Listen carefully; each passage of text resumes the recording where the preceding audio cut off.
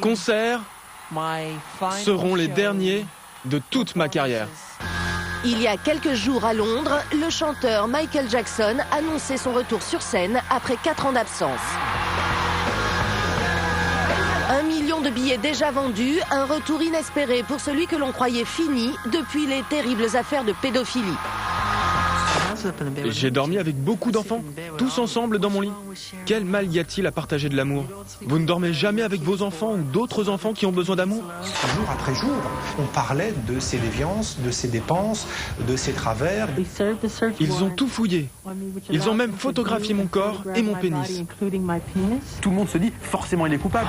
Vous allez découvrir comment cet homme qui pensait tout contrôler, sa vie, sa carrière, son image, a tout perdu. Comment Michael Jackson a-t-il provoqué sa chute? Comment aujourd'hui à 50 ans peut-il imaginer revenir sur le devant de la scène?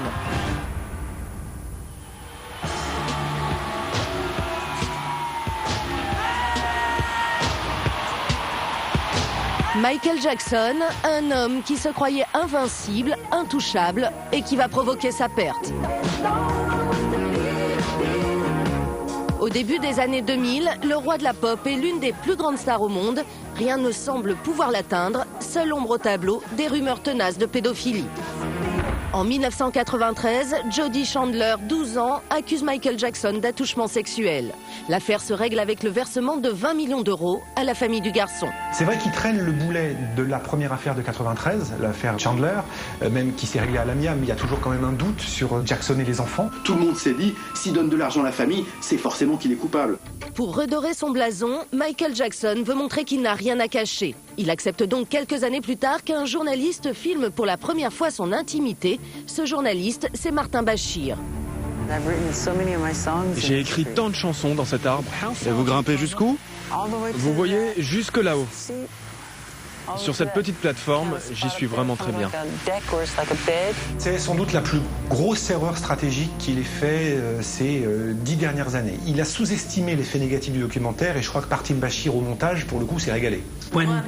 Quand les gens entendent que des enfants venant d'autres familles sont restés chez vous, ont dormi dans votre chambre. Très peu. Quelques-uns tout de même. Ils trouvent ça déplacé de la part d'un homme adulte.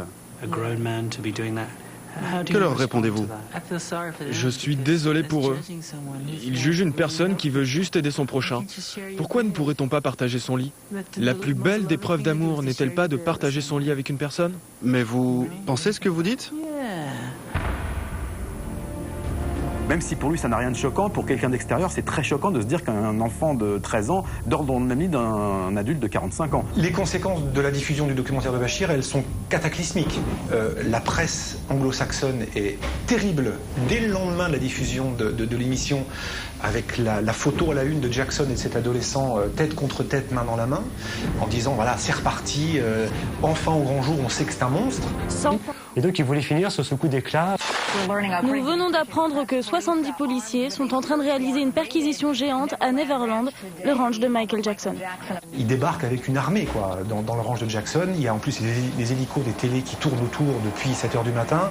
Voilà, il y a un côté, on vous invite au spectacle, on va enfin coincer le monstre. Jackson lui-même s'est dit extrêmement choqué par cette perquisition. Ça en effet a dû être terrible en sachant en plus, et il a utilisé le mot de viol, que les perquisitions à Neverland ont cassé ce monde d'enfance qui s'était reconstitué.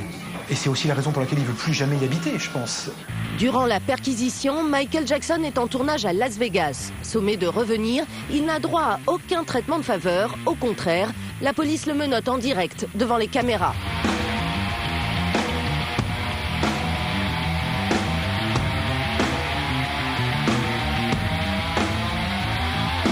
Après 2 ans d'instruction, le procès débute en mars 2005 devant les caméras du monde entier. Les médias réagissent d'une façon très simple, ils déclarent la chasse à Michael Jackson ouverte. C'est-à-dire que quand le procès démarre, il y a des milliers de journalistes du monde entier qui viennent et je dirais 95% des journalistes viennent avec une seule idée, c'est voir la condamnation de Michael Jackson.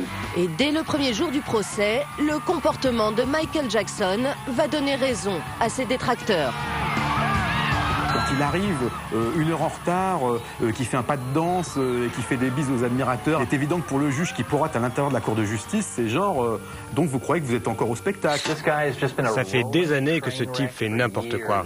On pensait avoir tout vu avec Michael Jackson. Eh bien non. Aujourd'hui, il a débarqué en pyjama à l'audience. Alors tout le monde se demande, est-ce que Michael Jackson est dingue?